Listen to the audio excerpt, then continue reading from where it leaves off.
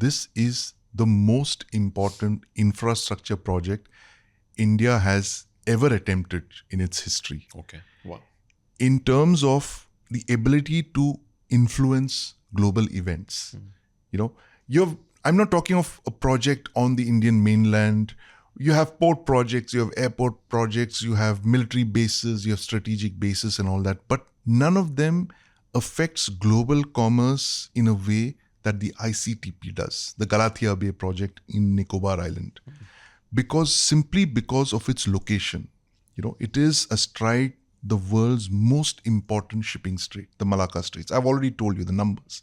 It's something like almost 100,000 ships pass through there every year, and 13 million barrels of oil pass through there every single day. It has very sensitive location. There's Singapore on the one end, yes. Port Klang on the other, Colombo at the third. But we've never seen India move forward with a project that will actually put us into the big league like this project. It's a global project. It's not just a pure India project. This is India signaling that we are going to put a project that's going to put us on the global map that will serve our interests when we become the world's third largest economy, the world's second largest economy in the next couple of decades.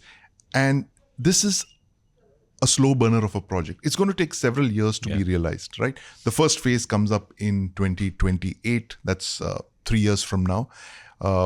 And the last phase would be in 2059, right? That's more than 2.5 decades from now. So it's like, it's a very ambitious project.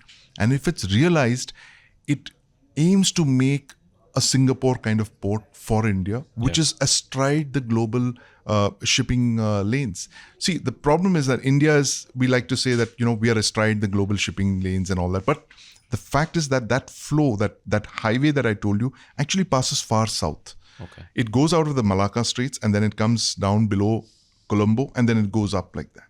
So it makes more sense for a lot of companies which carry these massive merchant ships to offload onto smaller ships, transship them, and then send them up to the mainland, Indian mainland. But here now you have an Indian port that's going to be right there, astride the Malacca Strait, just about 40 or 50 nautical miles away, which means that the ship has to make the smallest possible detour, touch over there, offload its cargo, and then continue down its path. And this is going to save, there are estimates which say that India could save something like $200 million in transshipment costs, which is what we pay other ports like Klang, Singapore, Colombo right now.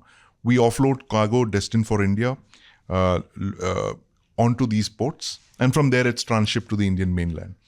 But here now, for the first time, you have an Indian port. It's going to take time, which is going to be located there. That's the maritime commerce part of it. Then you have the strategic angle to this. Now, this port is going to be like a dual-use project. Yeah. It's going to have a civil enclave. It will have a military enclave as well. The military enclave is where you're going to have berthing areas for ships, warships, for submarines. It will kind of use the airfields around, of course, for air cover and all that. But it will allow India to base very large warships over there, like aircraft carriers, for instance, submarines. And you, of course, have to create, this is not something that you say it and it will be done. The fact is that it's so far away from the Indian mainland, 1,200, 1,400 kilometers away.